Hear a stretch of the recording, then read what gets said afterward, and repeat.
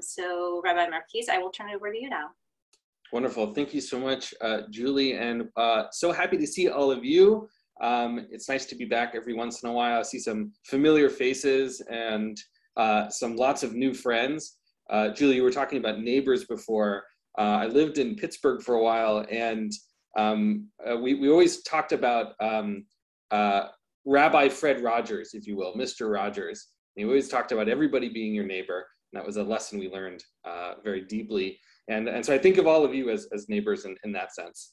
So we're gonna study Parshat Hukat, and I want to just sort of introduce it by sharing my own sort of personal connection to Hukat, although we're not going to talk about any of that, which is my bar mitzvah many moons ago was Parshat Parah in the spring, and the maftir of Parshat Parah is the first chapter of Hukat, of chapter 19. Now we're not going to talk about the Red Heifer very much today. I think there's so many amazing things in Parshat Hukat to talk about, but I feel a special connection to this parsha in some way. So what I'm going to do is I'm going to share my screen, and then we'll dig into it. Okay. I love for folks. Can people give me a thumbs up if you can see this? Okay. Awesome. Lots of thumbs up. Great. There are so many things that happen in this portion, and I'm only going to highlight 4 moments, and we're going to talk about them and sort of the lessons we draw from them. I think one of the lessons we're going to learn, and I sort of titled it this way, is sort of the challenge is the solution. And I want you to sort of just keep that in mind as we talk.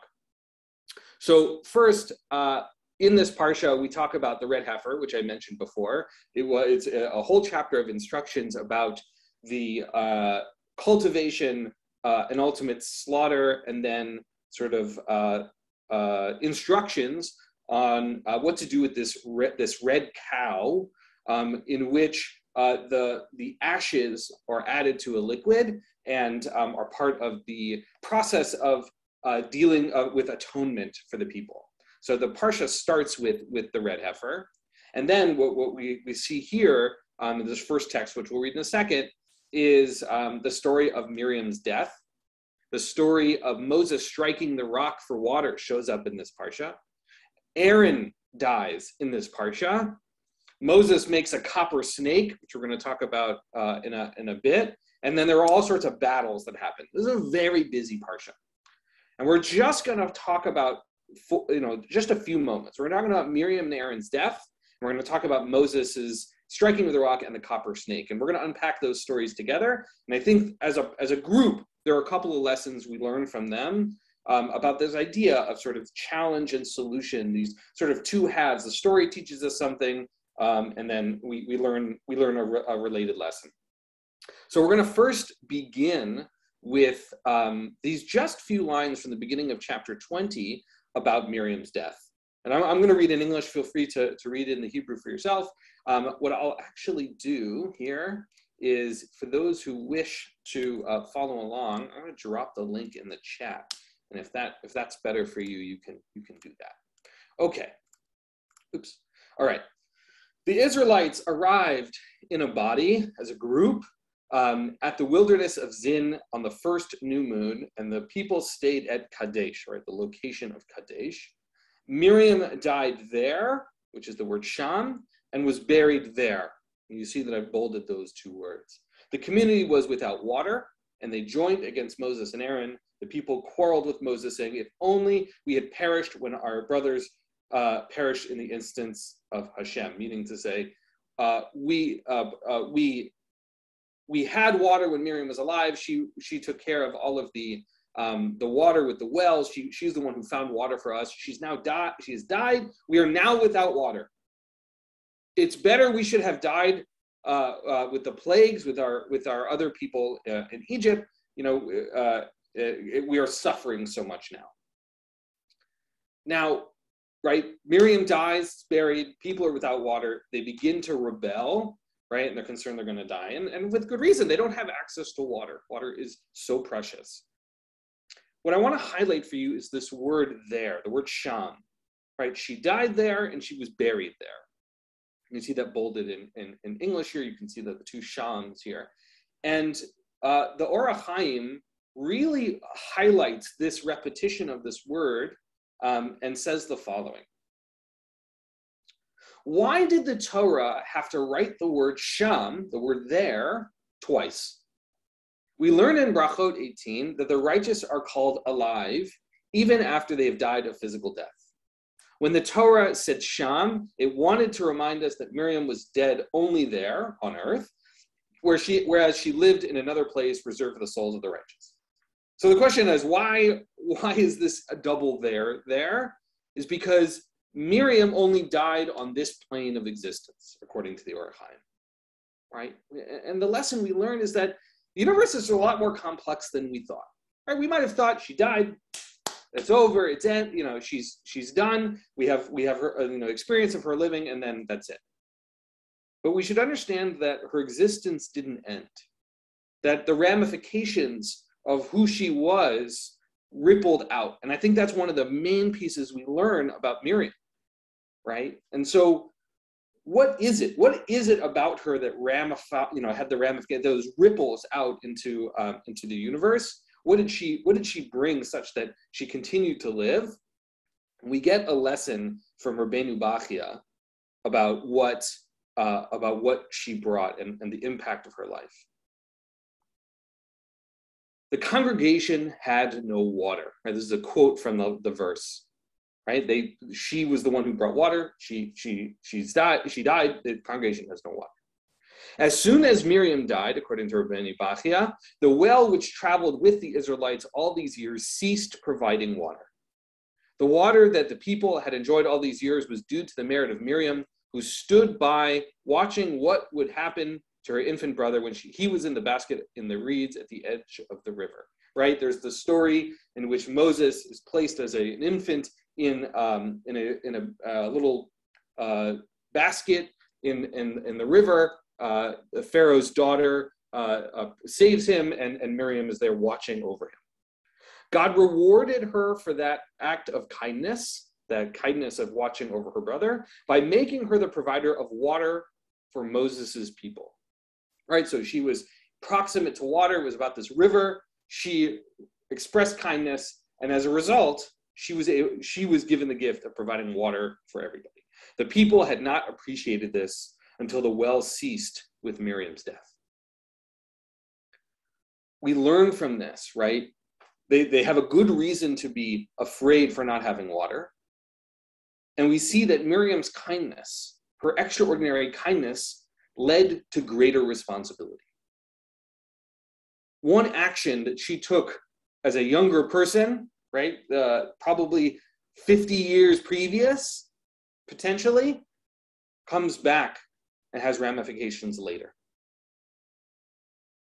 And so we have to ask ourselves, what actions do we take now that we can't imagine the ramifications later, that they exist beyond our comprehension? It's just like the fact that she lives in potentially another plane of existence. We don't understand the potential of our actions, right? They have huge ramifications. The second thing I want to take from this is how little the people appreciated her until she was gone. How many things in our own lives do we not appreciate now until they're gone? I think if we took a moment and just thought about all of the kindness that we receive, not necessarily that we act on, but that we receive, I think we would find how many people we could be appreciative to. And I think one of the powerful lessons of Miriam's death is not only that our kindness has ramifications, but that we are a recipient of those ramifications of other people's kindness. So I want you to hold that lesson from Miriam. And I want us to draw, now we're going to pull to another part of the story, to Moses.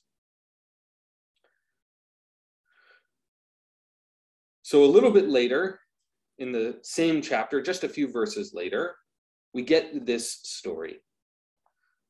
The people are without water, they're concerned, they're rebelling, they're arguing, they're quarreling.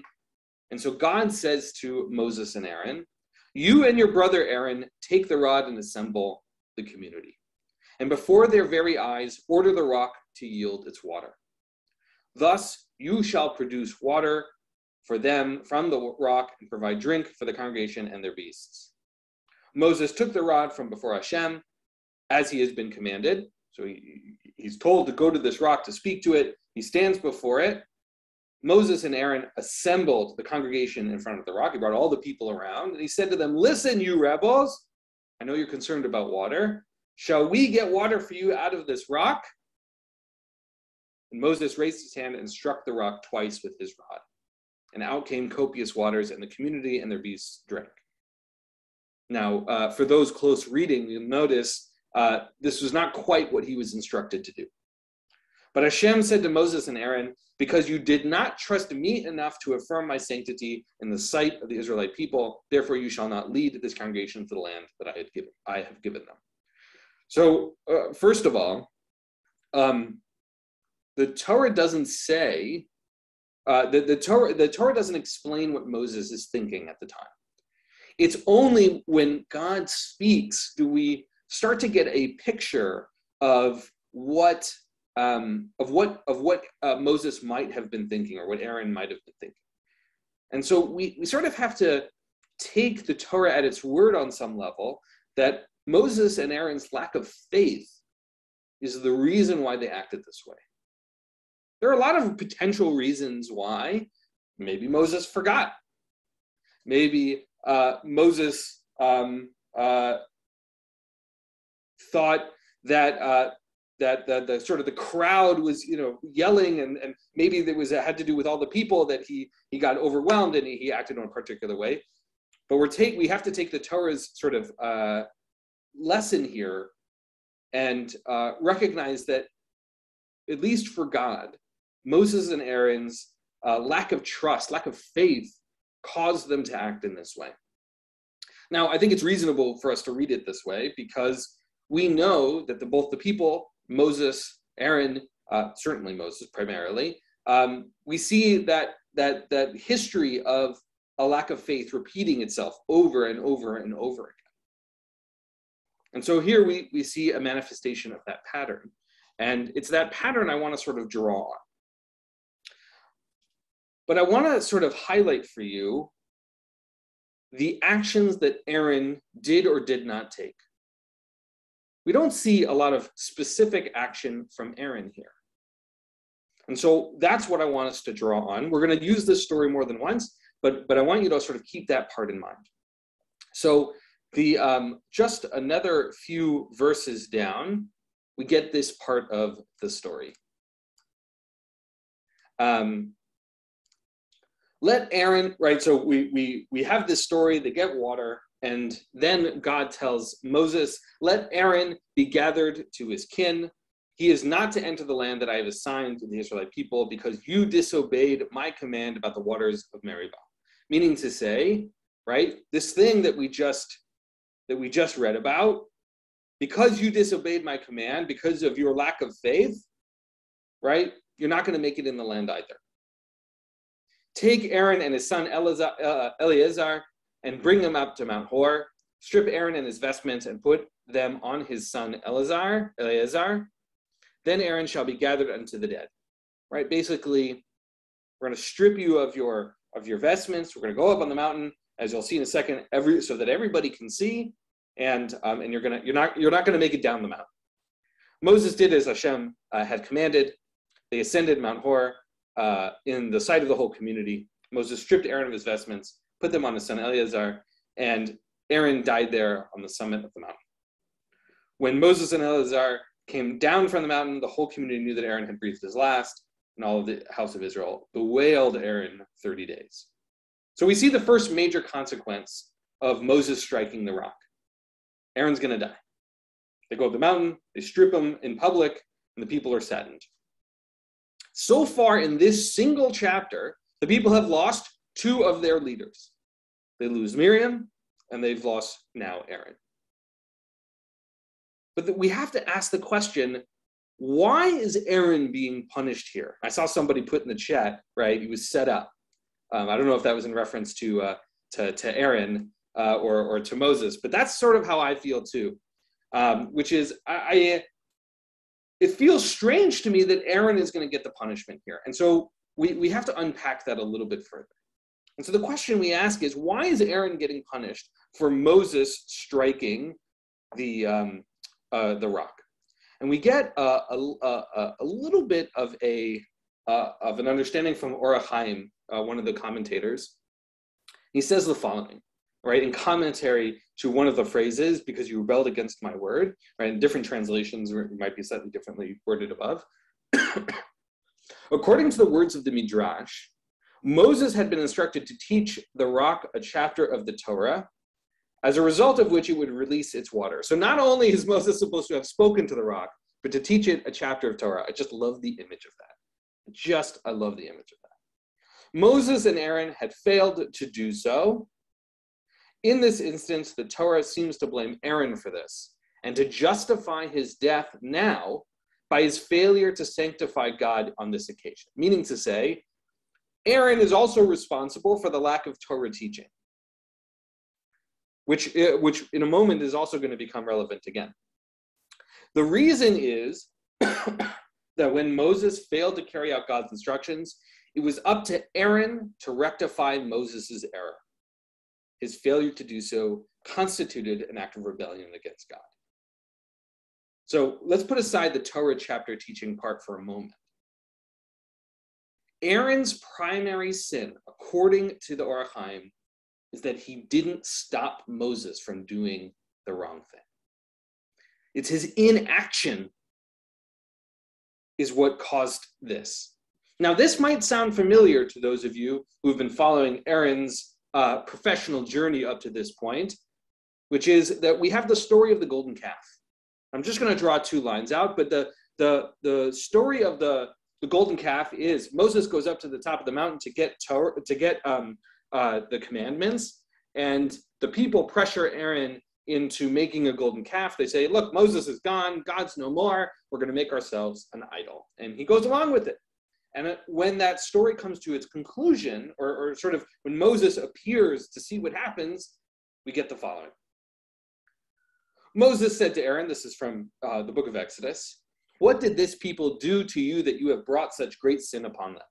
Aaron said, Let not my Lord be enraged. You know that this people is bent on evil. So he blames the people. And then he says a few verses later, Moses saw that the people were out of control, and since Aaron had let them go out of control, so they were a menace to any who might oppose them. So here we get a similar story, right? Aaron's inaction causes sin, causes a failure of action. And you'll see if we start to pull this apart, we've got Moses on one side who's dealing with a lack of faith, and we've got Aaron who's dealing with a lack of action. It's these two things, and in this case we're going to talk about Aaron's lack of action that we're seeing as a pattern repeated over and over and over again. There are two, I think, sort of lessons we can draw from Aaron and his inaction, and what we learn from the Or HaChaim, right, and the sort of Torah chapter piece, which is two things. One, I think, manifested from what we see in Pirkei Avot, from the Mishnah, says Hillel and Shammai received an oral tradition from the previously mentioned rabbis. Hillel used to say, be of the disciples of Aaron, so be like Aaron, who loves and pursues peace, who loves humans and draws them close to Torah. It's sort of the exact opposite of what he was supposed to do in this moment. His challenge, which was to encourage Moses to teach a chapter of Torah and to not hit the rock, these are the things we praise Aaron for. That this challenge that he has is also something that he focused on. And it's a good reminder for us that our own challenges speak to some of the solutions we might need to seek. And again, we started with this concept of the challenge is the solution, and we're gonna end there as well. So we draw from Aaron's inaction the importance of action. We should learn, in some sense, the opposite lesson from Aaron in these stories, but the rabbis really wanted to draw out what he did intend to do. And it made me think, as I was studying this, I was thinking about Aaron's inaction, about this powerful text, one of my favorites from Masechet Shabbat, and I think about it all the time, especially these days, which is the following. The Gemara Comments, anyone who has the capability to effectively protest the sinful conduct of the members of their household and did not protest, they themselves are apprehended for the sins of the members of their household and punished. Now, this is framed in the negative. We'll talk about that in a second. If they are in a position to protest the sinful conduct of the people of their town and they fail to do so, they are apprehended for the sins of the people of their town. And if they are in the position to protest the sinful conduct of the whole world and they fail to do so, they are apprehended for the sins of the whole world. Meaning to say, all right, this is written in the negative, but we can understand it in the positive as well, which is to say, right, we are responsible for the people around us. That if we have the capacity, the impact to make change, we are responsible to do so. Meaning to say, Aaron had the capacity to turn to his brother and say, whoa, we're doing the wrong thing here. He had the capacity to say to the people, whoa, we're doing the wrong thing here. And then he becomes liable, right? The concept of obligation and liability are interconnected in Judaism, right? The word chayav or chiyuv both means obligation and liability. And so we're starting to draw from Aaron's death. The lesson we're drawing from the Torah tells us you didn't do the right thing. The Or HaChaim tells us it's because he didn't act. And by pulling these pieces together, it's not enough to pursue peace and to want to draw people close to Torah. You actually gotta follow through. You gotta act.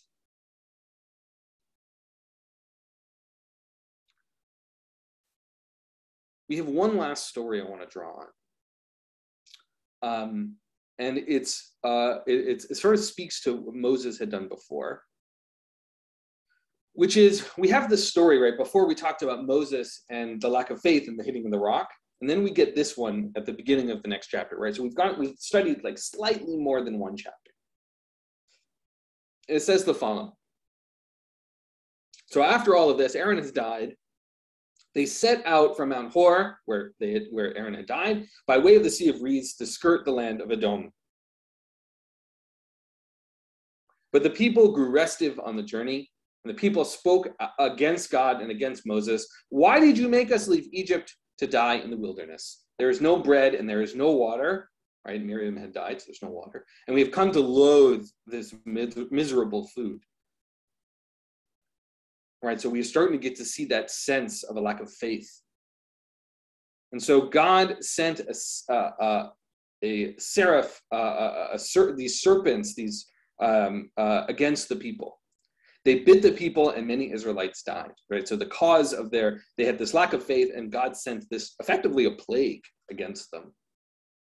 The people came to Moses and said, we sinned by speaking against God and against you. Intercede with God and take away the serpents from us. And Moses interceded for the people, and God said to Moses, make a seraph figure and mount it on a standard. Anyone who is bitten, who then looks at it will recover. Moses made a copper serpent and mounted it on a standard, and when bitten by a serpent, anyone who looked at the copper serpent would recover. First of all, this is just a wacky story, I think, in the first place. And so I want to point out a few things. One is, we know Moses has a faith problem. We know that the people have a faith problem.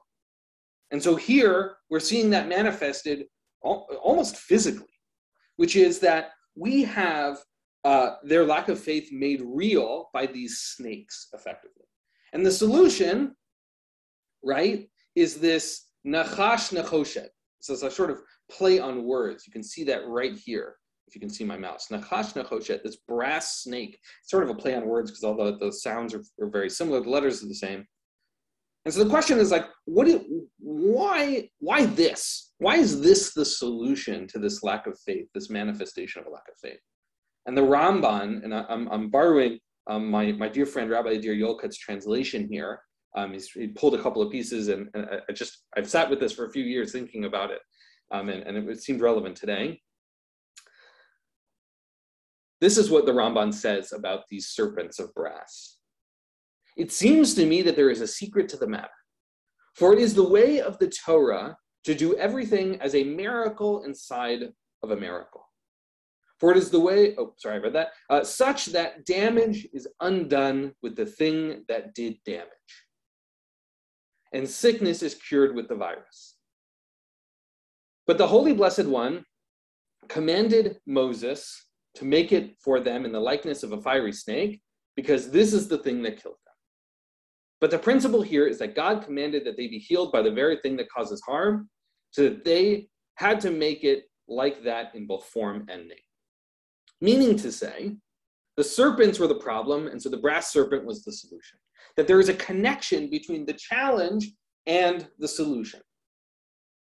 Namely, faith in this object solved a faith problem.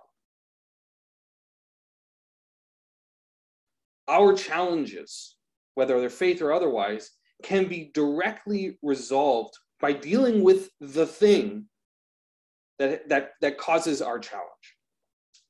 Moses, again, spends the rest of the Torah and before then after this, dealing with his faith issues.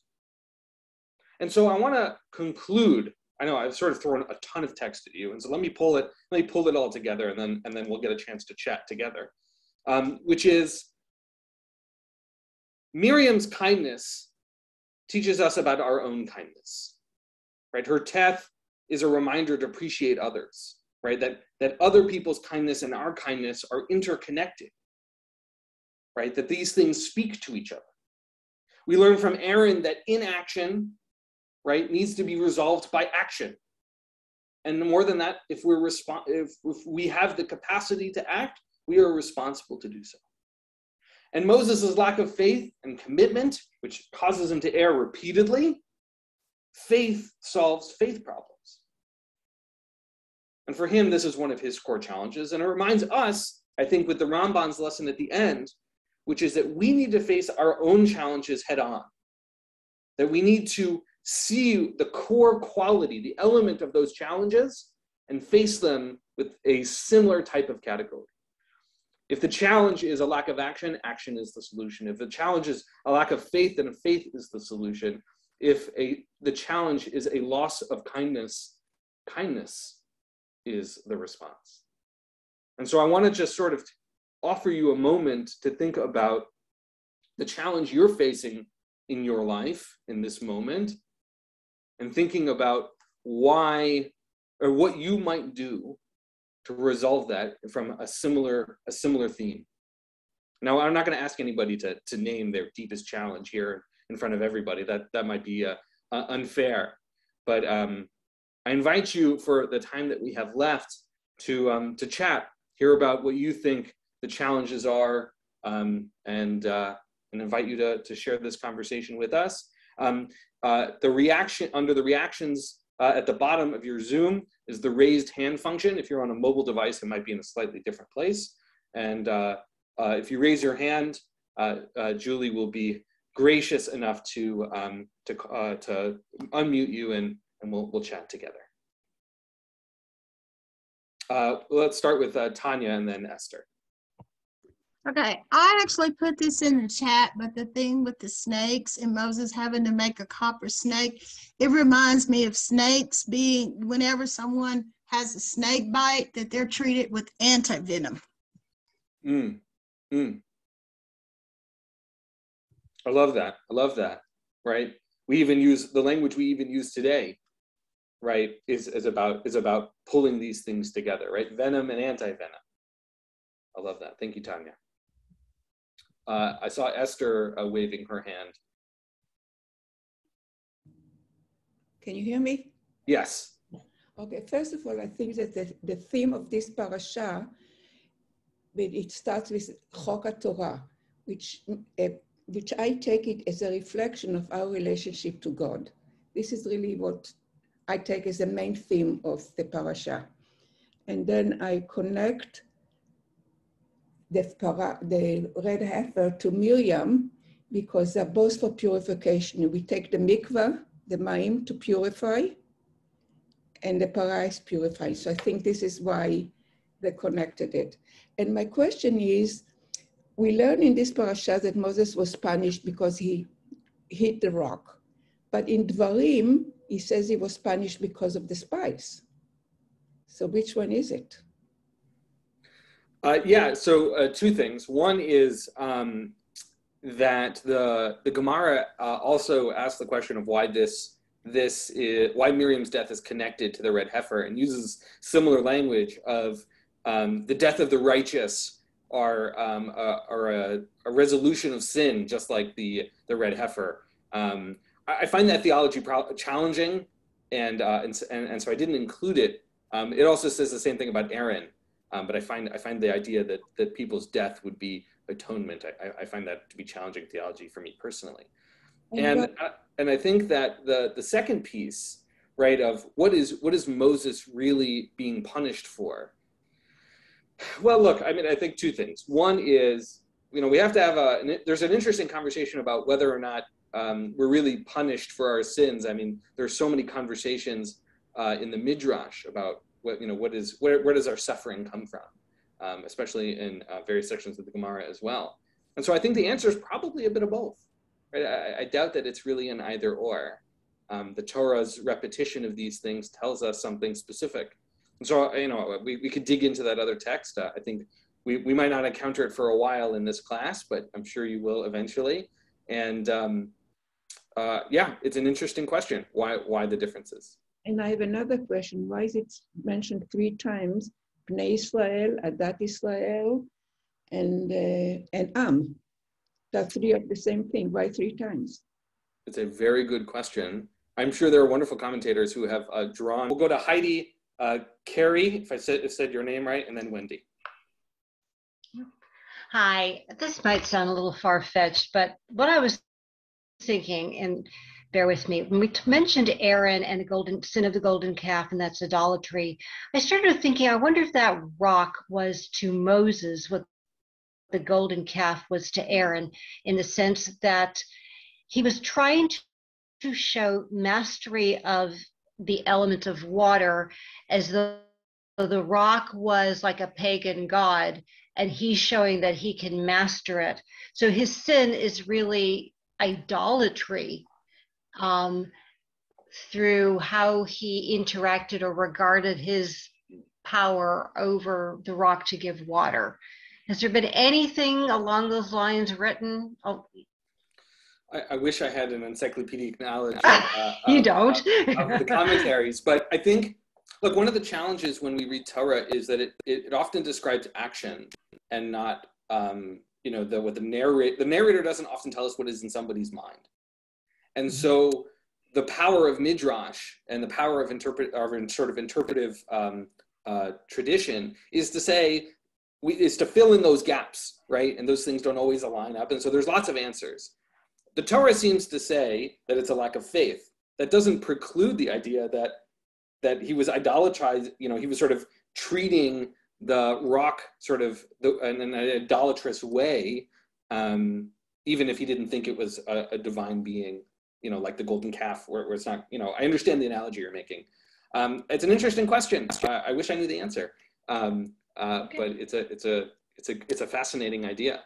So we'll go to Carrie, Wendy, whoever iPhone is, and then I see Carol Katz waving into the screen. Yeah, hi. Well, first of all, about the idolatry, if the rock would be considered striking the rock would be considered idolatry, what about the bronze serpent, the Nehushtan? I mean, gazing at a bronze serpent to cure you. I mean, that's what's more idolatrous than that. The other point I wanted to make is I question whether Moses is really being punished here, because the reality is this is the 40th year of the schlep through Sinai. They're on the verge of launching the military expedition to conquer the land. Now, this needs a change of leadership. The elderly Moses has to step aside for Joshua to lead the military campaign. And Moses comes out more as a control freak. He's not going to step aside. He has to be, notice, he has to be put out, he has to be taken out of the picture. So Joshua has a free hand. I think this is an elegant way of removing Moses from the scene. You've done your work, you're revered, everything else. Now it's time for the next generation to take over. And it's an interesting idea, right? Where we know the end of the story, and we're trying to figure out which ways we can make sure that all the characters end up, successful at the end. I only wish that Moses didn't get thrown under the bus, right? But it's not so simple, and leadership is not so simple. And we see leaders, vacating power is not easy. And this might be, as you said, an elegant way for the Torah to give Moses the freedom to step down in a way that may not have been so easy for him. It's an interesting thought. Awesome. Thank you for adding it. Wendy, whoever iPhone is, Carol Katz, and then Greta. Hi, thank you, Rabbi. I lost audio for a little bit, so I do apologize in case you commented on this, but I was wondering whether Moses's transgression was actually, because it wasn't his first time, the breaking of the tablets, and God gave him a buy on the breaking of the tablets. And so I'm wondering whether it's the second time, like we do this with children. The first time you do something wrong, it's okay, but don't do this again. So this was Moses not learning. And so it's, that's what did it. It wasn't just the striking of the rock, it's that he didn't learn the last time. Yeah, I mean, I think certainly in my own learning, right, we're seeing these patterns repeated over and over and over again, where we have Moses' lack of faith, we have Miriam's kindness, we have Aaron's lack of action. Certainly the Torah seems to see these as patterns of their character on some level, and or choices that they're making repeatedly. And I mean, I think that's certainly a piece of the puzzle of how these individuals in the Torah are teaching us, right? Is the repetition of their action, inaction, etc. Absolutely. Thank you. Great. iPhone. I have one person on my screen, so give me 1 second to get back to the gallery. Okay. Carol Katz, Greta, and Maureen. First of all, my name is Steve Lamb in Washington, D.C. I remember listening to Rabbi Sachs discuss this story, and what he focused in on, he asked a question, why is it that Moses did not have control of himself at this point? And he said, you have to consider the context. Moses has just lost his elder sister, the sister who saved his life, the sister that brought kindness to the camp, the softness associated with her, the strength associated with her. And he, at this point, is wondering also how he is going to be able to carry on without his sister's support and participation. I love that, right? That grief and trauma can cause us to make decisions that we might wish we didn't make.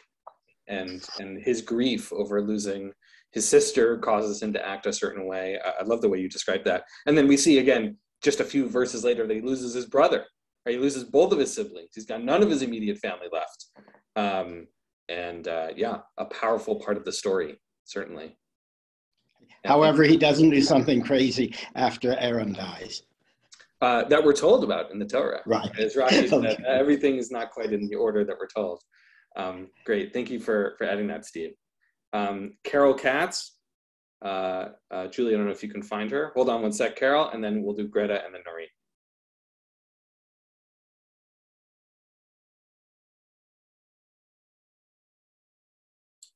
Carol, you should be able to unmute yourself now.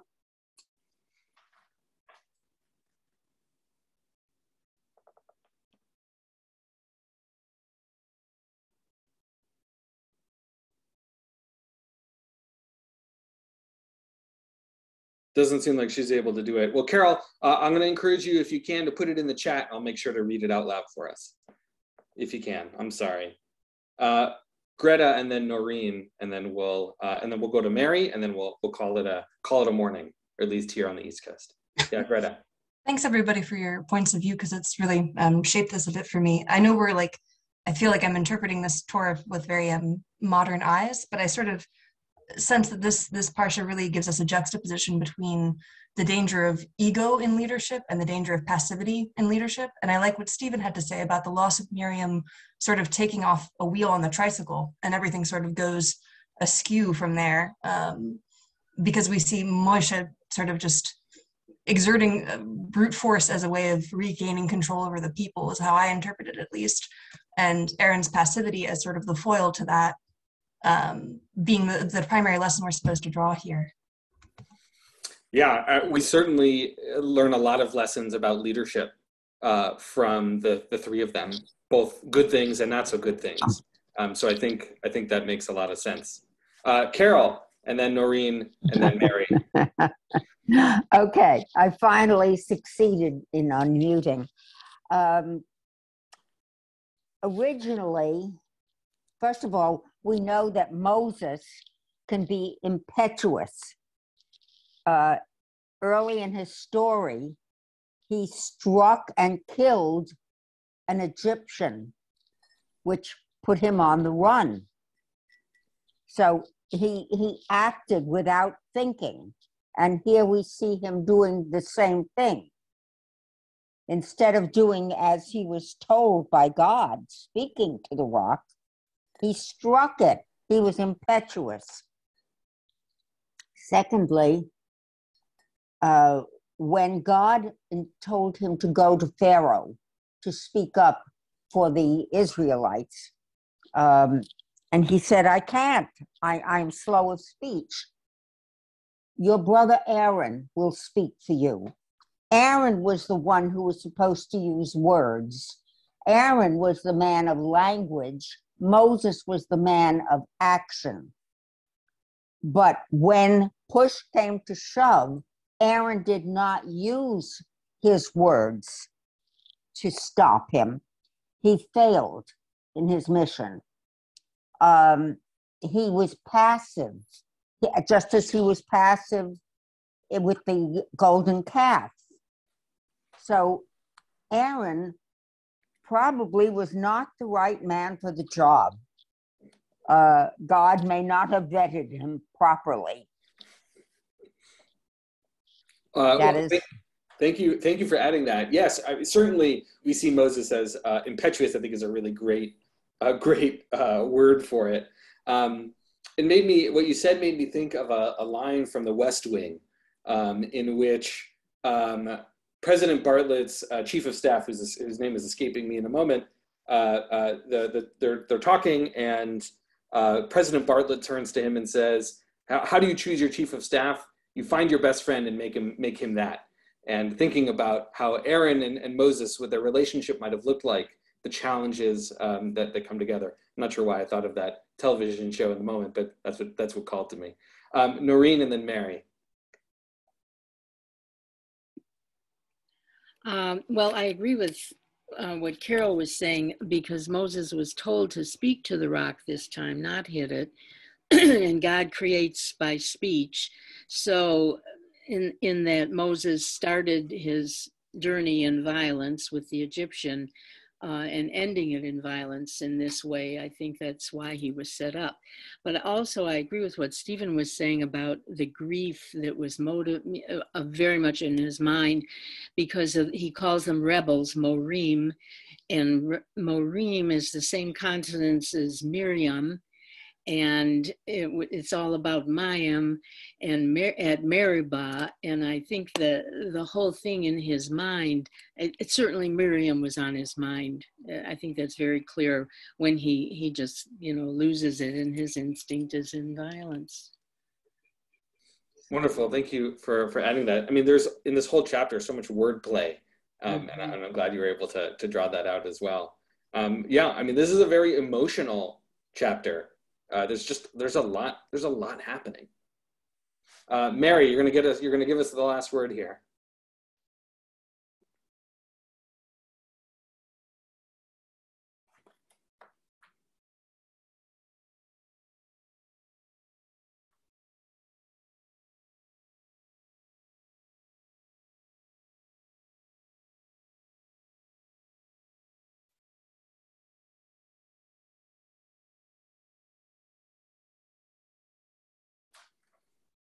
We may not have Mary.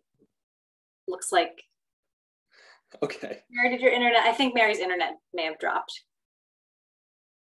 Hopefully she'll have a chance to share her wisdom in the chat as we come to an end. So what I want to encourage you to take away as you enter Shabbat is to think about how the challenges you face as a person, and we all have many of a variety of kinds, that